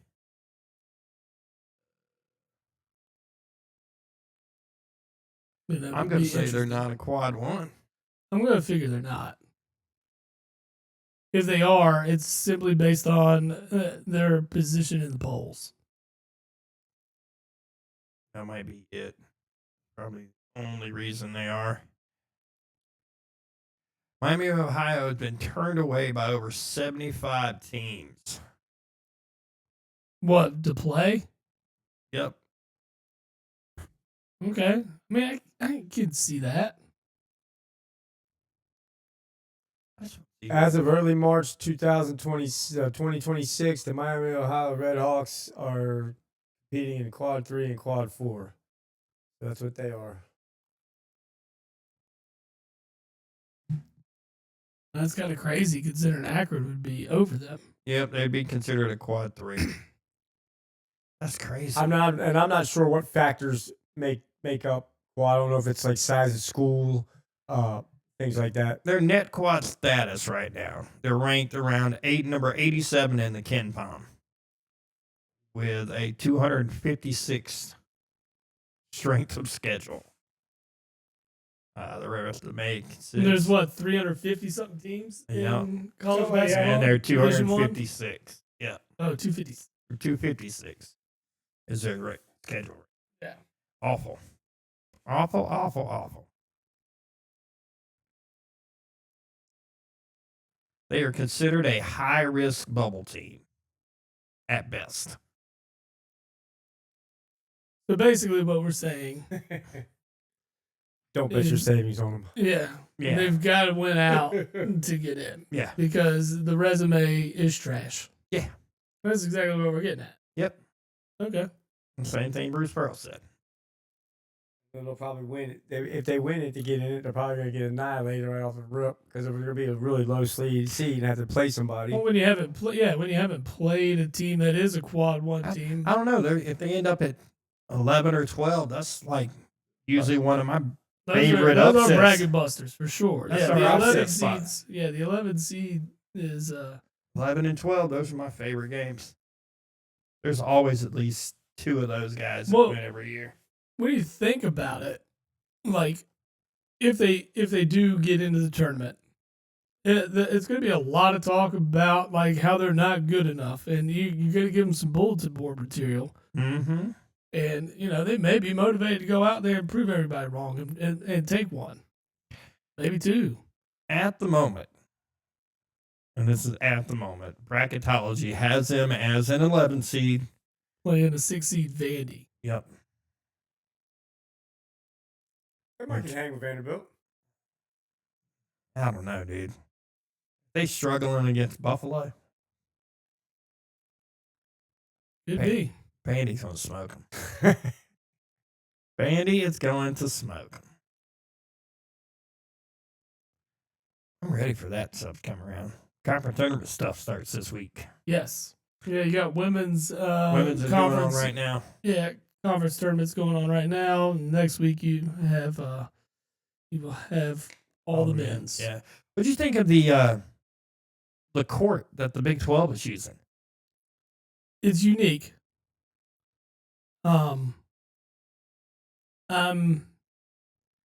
I'm curious as to see how it holds up. Like, players falling, diving on it, and things like They that. say they're using the same type of court in Europe a lot, and that Okay. players are saying it's actually a softer feel on their ankles and knees and stuff. Okay. And then of course, they can put whatever they want on it. Right. Yeah. I mean, it's LED. Yeah, pretty sweet. I don't know if you've seen it. They're gonna use a LED court. Like they can change the court, like it can make it look in like any team in the conference. They've got different I've not layouts. seen that. You can actually like draw up a play on an iPad and it'll show up on the court Right. if you want to use it in that sense. So you'll probably see that a lot during timeouts or replays and things like that. I mean, the way that technology works, it'll be interesting to see how it all kind of transpires throughout this tournament. Yeah, but I'll be interested to see like if a lot of teams start to adapt it as their home court and things like that too. be pretty sweet. Yeah. Be pretty sweet. We'll see what the players say after playing on it for an entire week. Well, I mean, I gotta imagine if it's. They say it's still like as far as it still makes all the same sounds and stuff as far as like the Like a wood floor? Yep, and Huh. just a little easier on their joints and stuff. That's interesting. Love to see like somebody just take a big brutal fall and it do like the little breaks up like your TV does when it screws it up. I'm sure that's tested well though. Ah, Prior to implementing, they don't want to see like burnt out pixels or anything. it would be so great. That'd be hilarious. Yeah. I mean, I like chaos though, so Why not? This is the Big 12. No one cares. no one cares about the Big 12. Even though the Big 12's probably got, God, they're loaded basketball wise this year. Between Arizona, Houston, Yeah. Texas Tech, Kansas isn't terrible. And Kansas is on struggle bus right now. They need to just set homeboy down. I just like sit him down. Now you just go sit at the end of the bench. I wouldn't even suit him up. Gonna quit on you like that. Hate stuff. Hate guys like that. Drive me crazy. What does it say? Last four in Santa Clara, SMU, Indiana, and New Mexico. Yeah, you can get you some last four gear at oldglory.com. Ooh. Yeah, Old Glory offers over 300,000 items for music, sports, entertainment, and pop culture fans, featuring officially licensed merch from iconic bands and top sports teams. Discover your perfect fan gear, and you get to save with the Jabbo the Pod promo code at checkout. I like it. Thank you. You made that thing sound really good, like a professional, man. I was threw that promo right in there. Read it once a week. Yeah. We're here for them. Okay. Yeah. Let's I like pump it. them out. Let's pump them out. Professional. We do it. You guys are real. We'll roll on them someday where it'll just be one after another. We'll just have like We'll a forget 2-hour to the end. show and then it'll be right at the end. Boom. All of them. You got to get them in. Oh, yeah, we do. We do. So, landing spots for Max Crosby. I know we kind of like glanced over that the whole way, and I just kind of want to get back to it. Yeah, my bad. No. I mean, this is what we do. We totally forget. I've seen spots like Chicago's a spot. I've seen well, of course, it seems like the Cowboys are out because they're not ready to necessarily give up the same kind of draft equity that other teams have seemed to come in. The Eagles pop up now and then, just because Howie Roseman is who he is. Yeah. So you see a big name out there.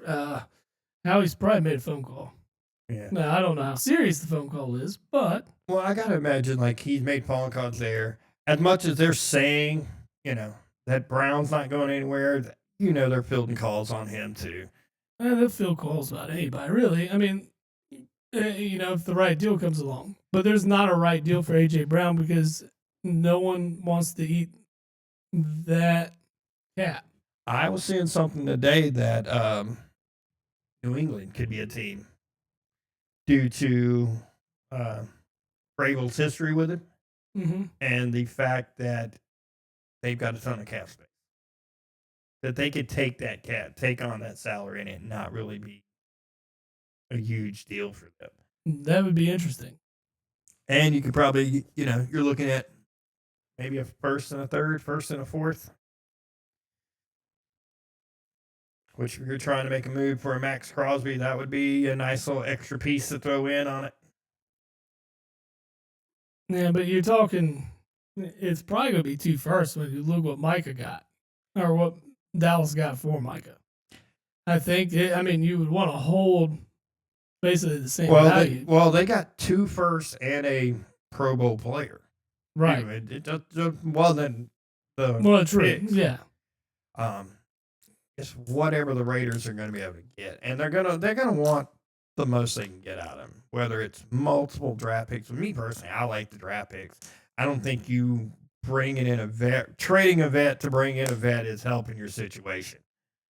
To me, just load up on draft pick, get draft equity, start plugging your holes that you have. No, we talk about it a lot. Like, you got that first pick. You have that first pick because you have a lot of holes, not just one hole. Yeah, they're not a quarterback away. Me personally, I'm not sold on Mendoza being the first overall pick. Like, there's not a player in this draft, and I'm like, that's the number 1 guy.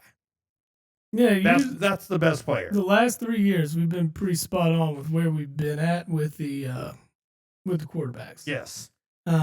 As the season unfolds, it kind of comes true. But yeah, this year, man, it's not been much of anything. I'd rather have Ty Simpson. I've been saying the same thing. I think he's better, actually. I'd rather have Ty Simpson than Mendoza. Could be the case. But going into this year, like this college football season, before everything unfolded and Indiana did the impossible, he was not even considered one of the top 10 quarterbacks. Right. And it just seems like there's a lot more that took place to allow for Mendoza to do what he did. But there's not one quarterback in this draft that I'm sold on. I like Ty Simpson. I like him. Dude, apparently the Arkansas quarterback made some noise at the combine. That he looked good. Yeah. But they're also saying that if you took his measurables and put him at like wide receiver, he'd have had a perfect combine score. But dude's like 6'6", like 220 or something like that. But they're saying that he would be suited for another position. Kind of like the same thing they're pitching about Anthony Richardson now. Which, right. We talked about that when he They should let that dude alone. Just because he's a freakish athlete doesn't mean he's going to be... He's exhibited 0 skills. More of the Taysom Hill role is what they're saying. Yeah, I like it. I like that. I could see him as that, but not as a quarterback. Starting quarterback per se. I could see him as Taysom Hill role where he's doing a lot of different things, maybe throwing the ball every now and then. But the play where he got hurt in preseason last year was the absolute reason why he shouldn't be a starting quarterback in the NFL, because it was basically the most basic base defense protection setup. Right. Hey, they're showing 6. I'm only in a 5-man protection. And he never changed, never did anything. When he dropped back, he went immediately left to his first look. Never looked to the right where the open guy came in. Never saw him, and it was the most basic play. Yeah, that comes down to like just, your whole theory. And a theory that's probably become more proven over a lot of time here, but the one season starters in college just don't cut it. They don't. Name me one that played 1 year, that started 1 year and did anything in the pros. And I will give you Cam Newton because he played 1 year at Auburn. But dude won 2 national championships in junior college. He played at Florida. He was going to be the heir apparent to Tim Tebow. Right. So he wanted to steal some computers. He got caught stealing something, didn't he? Yeah, laptops. Yeah, but that's his potential was there. Oh no, that you saw. He carried an Auburn team that name me one other pro from that team. Yeah, it's not there. Like it wasn't. He carried them to a championship. Yeah, but Probably the only time I've ever seen one guy. Yeah, really do it all. Yeah. The defense was good, but I mean, I don't know. But even Simpson breaks my rule. He was only a 1-year starter. yeah, But he's the guy I like the best out of this class. correct. I mean, honestly, Carson Beck takes a lot of banging too, but like all he's ever done is win. Yeah, True. I mean, look, This is just true. with what happened with Miami this year, I mean, it is impressive. I'll give you that. Yeah, yes, every quarterback has a bad game. They all have them. Brady's had them. Manning's had them. They've all had them. They're not perfect. Yeah, Granted, he looks a little on the weird side, but you know. But yeah, he's the one dude I wouldn't expect to have like a sleeve tattoo. no. It's Yeah. like giving Timmy from South Park a sleeve tattoo. Yeah, that's exactly what it is. Exactly what it is. But as far as Crosby, though, like, who needs him? Dallas could use him for sure. And Dallas needs a lot on I think defense. there's 31 teams out there that could probably use him. No, I mean, yeah, anybody could use him 100%. Like, are they going to make or break a defense, though, that, that's the leg up they get to be there? I've got an interesting place. Carolina. Their defense wasn't terrible. What their defense missed was a pass rush. I mean, it's not really a bad suggestion there. That's going to take that defense to the next level. To the next level. Then But- you've got somebody you have to absolutely account for. But Max Crosby wants to go and win. I- I mean, does it take that defense to a level that they're going to win ball games due to the lack of success for Bryce Young? Man, the quarterback play there, like, Yeah, I think when you're going to see Max Crosby go to a team, he's was gonna in- want to go to a contender. he's going to the trade's going to have to come from a team that is going to differentiate their defense simply by adding him. And that's going to allow for them to reach that next step, that next level that they're striving for here. Well, you can assume you can eliminate 3 teams already. Well, the one he's on, Well, 4 teams counting that one actually. the Jets. Well, he's not going. I'm just saying he's not going anywhere in the AFC West. Oh yeah, obviously Not No, going yeah, there. Yeah, You can pretty much probably write off the Jets, the Browns. well, the Browns just couldn't afford to take him on. Oh, they could. They could. They would just be paying him and Myles Garrett. That'd be it. Yeah, Who else? Who else are they really paying? You'd have the replacements on everything. Ward, maybe. Yeah, probably Ward. Ward would be the only other one that That's has the a only high one. dollar. I don't- Well, Deshaun Watson, Well, yeah, even restructured, it's still a high price tag for a guy that's ain't played. lost a step, maybe a few steps.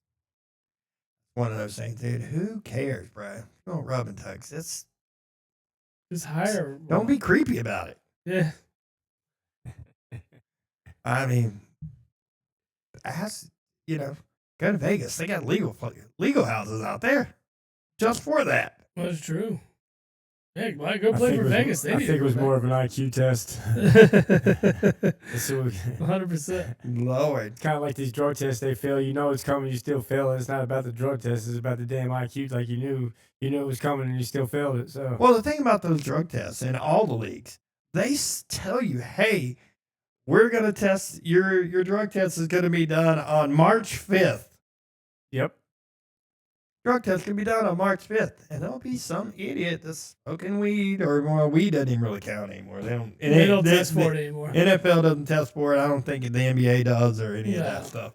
Any of the professional leagues do anymore. But it's always something. I mean, what's the Braves guy that just got busted with PEDs again? Profar. Second time. Profar. For the second time. 162 games. 162 games. Yeah. Biggest year. So he's supposed to make $15 million this year and like $16 million next year or something like that. Yeah. I was I watching mean, that. I mean, come on, dude. Throw that out the door. You know, for me, it's like of all the things that I do that I probably shouldn't do in life. Like, I feel like for $15 million a year, I feel like I could put all that stuff to the side for a couple of years. 100%. And then I got, you know, 45 million in the bank. Then I can go be an asshole once I have my money and do what I want, whatever it is I want to do. You know, I'm not saying be an asshole, but you get what I'm saying. Like, No, I'm with you 100%. You can do whatever you want. You have to quell that stuff for a few years, man. That's it. Well, you say that, and then there's people like Ricky Williams who like used it for exactly what people are using it now manipulatively for. I mean, You know, it's helping with anxiety and this and that. You know, he couldn't put it down. He said he couldn't function without it. Hence why he said, you know what, I'll step away from the game. Well, he just wasn't going to be able to play the game that way at that right. time because it wasn't looked at the same way it is today. Yeah. You know, They don't give two craps about it today. no, and they shouldn't. As long as you don't get busted with like 60 pounds in your car, some crazy number like that, they don't care. We see them too. that was a real specific number, 60 pounds. It was specific. I feel like somebody got caught like that not long ago. I don't know. Like a retired player or something. Got A busted. retired player. Oh, that Yeah. happens. Like, how the hell can you go make millions of dollars and you get caught trafficking drugs? Yeah, Like, how does that happen? you pay someone to do that for you. Like, if you really needed that 2 pounds of cocaine over here at the hotel, you pay somebody to drive over there. yeah, Like, right. Yeah, you're not going to be the one trafficking it. ain't no way. Fucking idiots. You're really smart. You use Uber. I just need you to take this briefcase to my buddy. Yeah. You just call and order an Uber. Well, no, I mean I get it. Yeah, I can see that. And then you just I like let Wes's them- idea though. I think it'd be much cooler to call the Uber and be like, Yeah. deliver this suitcase. There's going to be a guy at the There'll be a address. guy. on the There'll other be a end. guy in the phone Uber booth. Uber Eats. Yeah. There'll be a guy in the phone booth on the fucking corner. Give him this. He's gonna give you an envelope. Just DoorDash it. I like it. Door dashing. I Yeah, mean, just stand there and wait till they put your bag out and then just drop it in the bag and the guy's taking it automatically for you. yeah. Yeah. There you go. There you go. There's ways around everything. Technology, a beautiful thing. I mean, they're already. It is a beautiful thing, but some of it is Hmm. too much.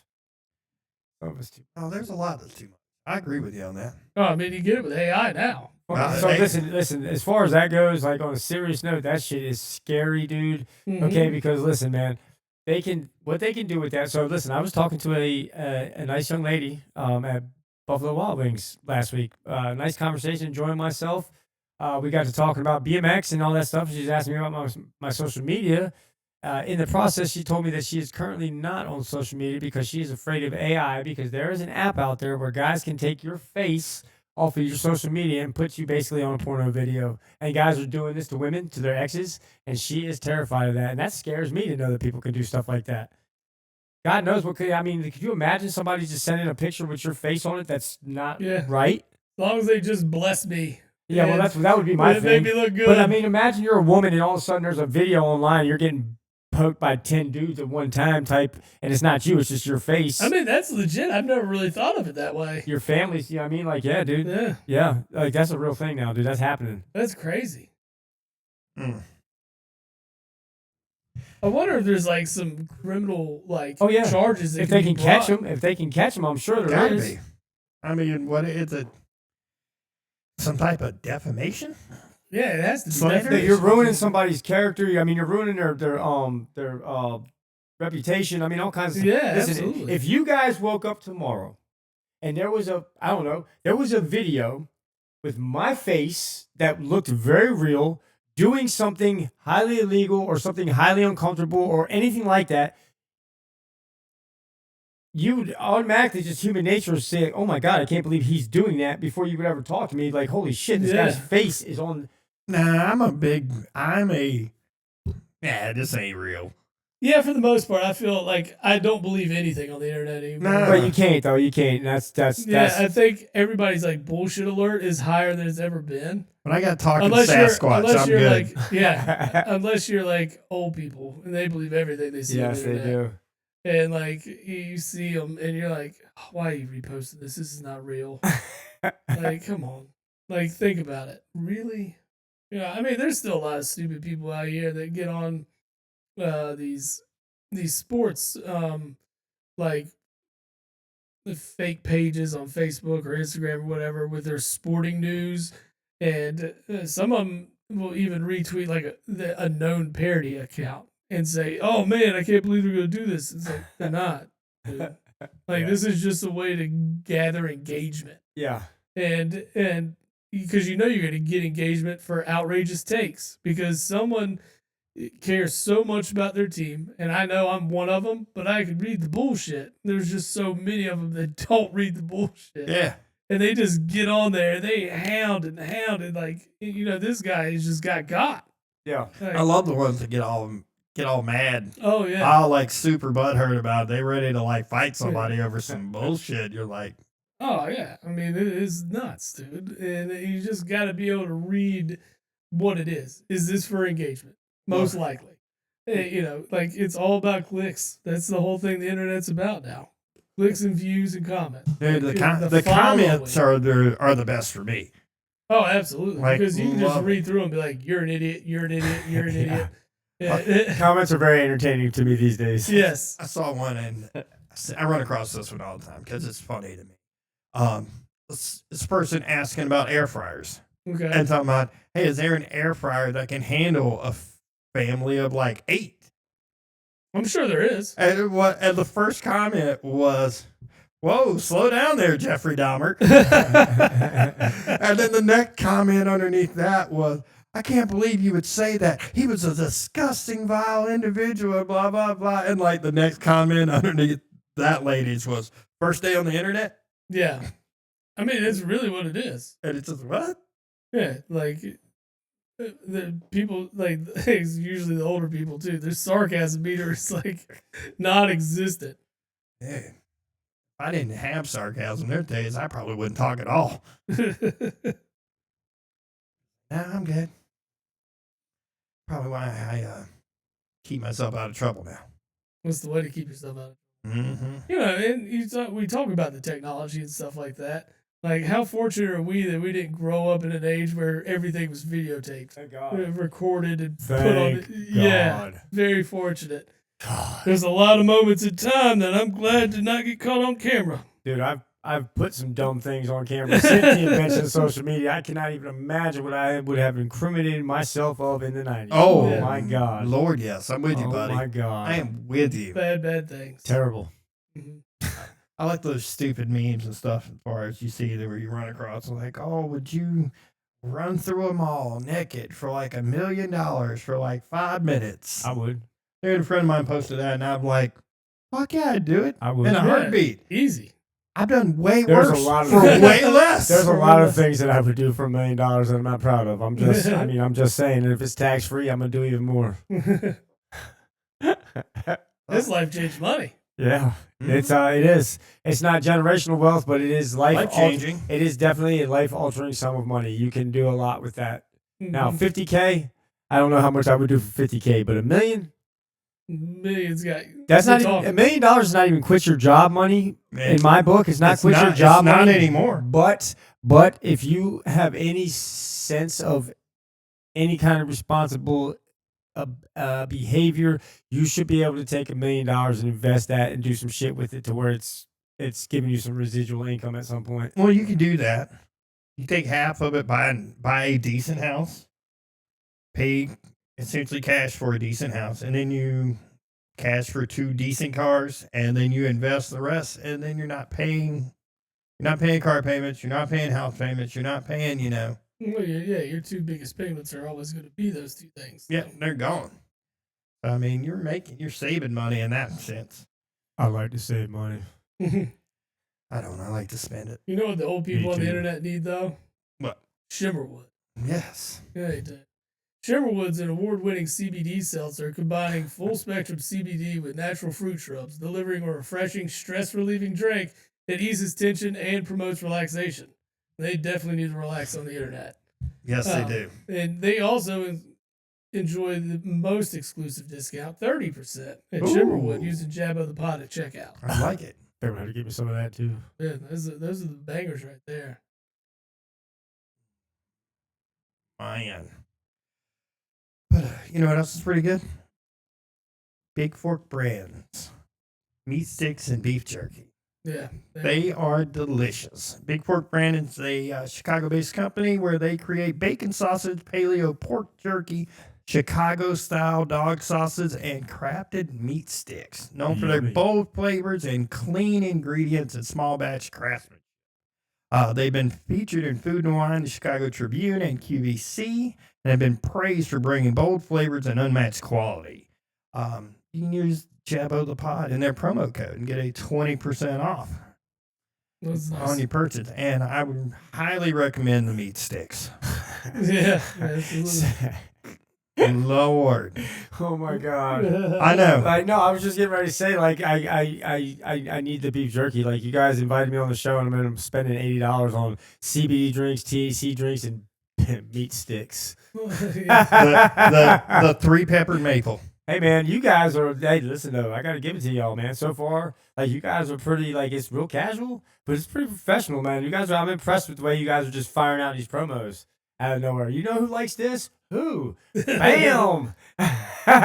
The only thing that gets me about it is during football season, because I do the Big Fork stuff, and they're a Chicago-based company. Okay. I'm a huge Green Bay Packers fan. Ooh, so yeah, it's a nice conflict. of It's interest like there. in the Chicago-based read. Good Yeah, deal. and then you have no idea. It drives me crazy during football season because Especially I can imagine. Bears doing well this year too. Dude, I was watching that playoff game. I'm so fucking pissed. I can absolutely imagine. Fuck these meat sticks. You were probably about as mad as Wes was when the playoffs came, and The same intensity that I had because I'm texting Wes about the game. He followed up the very next day with the same kind of text. Like it was like, what the fuck? Yeah, get heated. Just a little bit. Oh. So you know, of course, obviously you're an Eagles fan, I'm a Niners fan. We know Right. how the NFL season ended. And it was funny because I tried to get Chris to take a little shot at you after that. Yeah. I was like, hey, just do me a favor, ask Wes. I can't remember exactly what it was I told him to say. He looked right at me. He said, there ain't no way. If you think I'm gonna go over there and bring that shit up with him, he said he's just like you. He gets mad as hell. He screams. He does all kinds of stuff, man. He's so the name fan stems from fanatic. You know what I mean? Absolutely. And I definitely fall into that category for sure. We got something for you. We'll play it for you after the show, but it is our buddy Dewan, who is a huge Niners fan, Okay. who's in our fantasy league. Okay. He sent a voice message out on the fantasy football, like our group chat, that was absolutely hilarious. Were you Like- able to laugh at it then versus now? I see you laughing now, so were you Yeah, able to laugh at it then? not then. Yeah. His problem was we had another guy in the same group just jabbing him the whole time. I ignore him all year. I ignore him all friggin' year. But now my season's over, Yeah. and I'm not in a good place. Hell, Chris was here, I think. Yeah, because it was a Super Bowl party. No, Super Bowl party. But yeah, I think Creed was here. Oh, he was here for the game. Because yeah. I wanted to see what he was doing. He was like, okay. I'm gonna go to Wes's house because I went we went to I ended up watching what did I watch? I can't remember. I ended up watching it at home and he was here. Yeah, I sat in my house and watched all I got of drunk them. by myself and passed out. I got drunk. Dude, I was so mad. I I was like, rip roared drunk. I was I like, was I'm not in a good headspace. So let me ask you a question. Like when the game doesn't go, so me personally, when I notice things are starting to go foul and I'm drinking, I tend to slow it down because I know where I'm going to be at when the game's over, like upset wise. So as you're watching the game and it's progressing, are you deciding to drink more because you're getting irritated? Like the thing is, like the Eagles didn't get like manhandled by anybody this year. No. So we were in every game. Yeah. So that was difficult. So I had like the only one that was really kind of crazy was the Rams game. The Yeah. first Rams game, yeah. Yeah, so when we played the Rams, they were manhandling us, but we came back. I slow it down, or probably even stop in times like that, Yeah. right? Like, cause I'm so pissed off. I still watch because I just always hold out all this hope, right? Yeah. And it's kind of stupid because sometimes you just know. Oh yeah, you know. But I always hold out hope, and in that instance, it worked out. But I completely stopped pretty much in those cases. The other ones are when you lose the tight games. Those are the problems, especially like the season enders.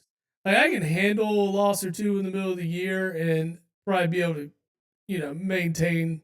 And Yeah. Well, the be thing good. is, you're realistic. Hey, we lost the game. We're still a good football team. We can play. We're gonna play again. We're gonna get it right. We're gonna play again next week. But when it's the end of the year, and you lose a close game, then it goes up like 10 notches immediately, and it gets out of hand quick. Oh yeah. Yeah, Yeah. It gets out of hand real quick. yeah. It's I'm pissed off at the world. Football is over for me, and I don't know what to do with myself. Yeah. I'm telling you, but we had the same reaction 24 hours later. Yeah, unfortunate. It was ridiculous. I was not happy. No, not at all. I was so mad. I'm like, I'm done. I'm going to bed. That's all right. I'm pretty sure I had the same reaction the following week. Right. Because I went, so my dumbass decided that so Chris decided to go to the next game with me, and me and him and Ryan. Oh, so he's the bad luck charm. Yeah, so we go to Or B-Dubs. Chris at Eagles games. We go to B-Dubs the next week to watch the Niners game, and the Niners just get destroyed. Yeah. Like, I was like, I can't believe I came out to watch this game, and this happened. Like, 3 hours of getting drunk. Yeah. 3 hours of paying somebody to kick you in the nuts. Yes. However, in defense of the Niners, they were decimated. Oh, we were crushed, dude. But the fact that we got as far as we did was amazing. Yeah. To be honest with you. Yeah. I honestly thought you guys were gonna fucking bust our fucking skulls in, dude. I really did. That's what should have happened if we had a competent offensive coordinator. But unfortunately, we did not, and that's how you lose ball games in the NFL. That's 100% how you lose ball games in the NFL. 100%. Or you could just have Chris come over to your house. That's when you lose. Thanks, Chris. I didn't even connect the dots until right now. That's what I connected. He connected the dots, and I'm just confirming it. Almighty. The only thing Chris is good luck for is hockey games. Yeah. He's good luck for bike stuff too. I don't know. We for me, not for we himself. have pretty good luck at hockey games. But I will also say he's watched a number of Eagles games with me, and we've won. Yeah. So, I've been fortunate in that. Well, aspect. he's only watched one 49ers game with me, and we lost. And it was the end of the year game. And so no more games. No more playoff games. Like Wes, Jeremiah was mad at the world. There is no more football. I had to somehow keep smiling while I'm out at this restaurant. Yeah, that's salty. Yeah, I don't like doing a lot of games out in public. That was the I only. don't either. So I mean, I used to love to go out. I can watch other teams. Yeah. Out in public. Oh, absolutely. My that's team. not a problem. So that was the only game I watched this year. It was a Niners game that I watched this year, and I couldn't believe it. And out in public, and I watched them at home, but to specifically go out to watch this one specific game. Yeah, right. Yeah. That's tough. Well, I used to go out to watch games all the time. Mhm. Like, well, I'm gonna go out. This game will be on. It didn't matter what year it was, whether it was football, college, pro, NFL, NBA, college basketball. I didn't care. I loved going out and watch the game. And now I'm like, fuck that. I can sit at home. It's easier to sit on the couch, man. I can sit at home. I can drink as much as I want. Yeah. I'll go out with friends as long as they're, and my friends are Eagles fans that I go with. So like you're in an atmosphere with other people. Like when I watched the Super Bowl 2 years ago, we went to Philadelphia. Yeah. Well, it's actually a year ago if you want to be precise, but when we went to Philadelphia, we were in a bar full of Eagles fans. Like I can do that. Like when everybody has a common goal in the same place. It's because I know someone's going to mouth off, and then I'm going to be pissed off. Yeah. I'm going to say something that I would probably regret the next day. And so I try to take myself out of that element that could potentially happen because no one wants that. No one wants that. No. So I could just stay here and be pissed off at the world. That's me. I'd rather be at home and be pissed off. That way, again, I can drink as much as I want. Pass out wherever you need to. That's it. You're good to go. I ain't got to worry about getting home. Yeah. I ain't got to worry about really pissing anybody off. Right, yeah. I've just pissed myself off. Yep. Rather just curl up in my bed and just be sad. Understood. Be the whole Stewie meme. Get tucked in and then roll over and cry. Yeah, that's it. That's it. Well, I think we've covered everything we can today. Yeah. I enjoyed it. Great. This was good. Yeah, man, this was Good. awesome. I had an absolute absolute blast. You're an absolute natural. I hope I did. I hope you're not just telling me that because I hope I did all right, man. It was pretty. No, this flowed very well. Yeah, very good. pretty good, man. I'm looking Yeah, forward top notch. I'm Top looking notch. forward to going back and listening to it, man, for sure. Yeah, we'll get this one probably posted this evening, And then so I'm it'll be also up. note to self: I need to go back and watch the edition with Chris and Yes. Super Bowl party or draft party. Yeah, the after yes, party. So I will have to go back and check those out for sure. I don't know if you want to check that one out. That one is a stumbling mess there. That's the best kind, though, man. Yeah, it is. I don't know. Hilarious. There's a lot of fun on it. You go back and watch a lot of or listen, watch, whichever way you go. A lot of the earlier episodes. Some of those were good ones too.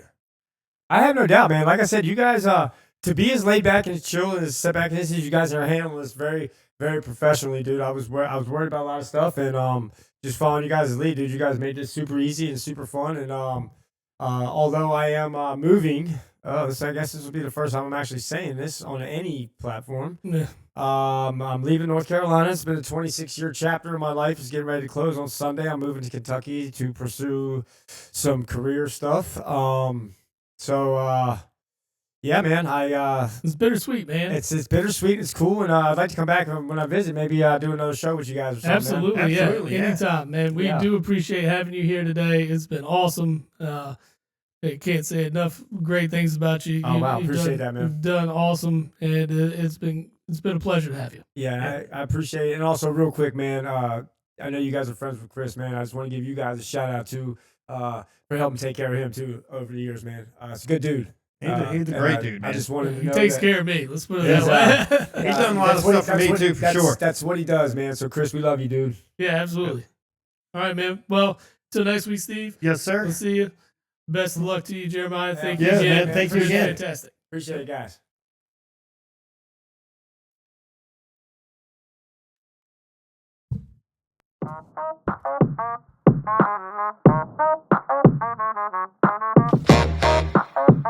Thank you.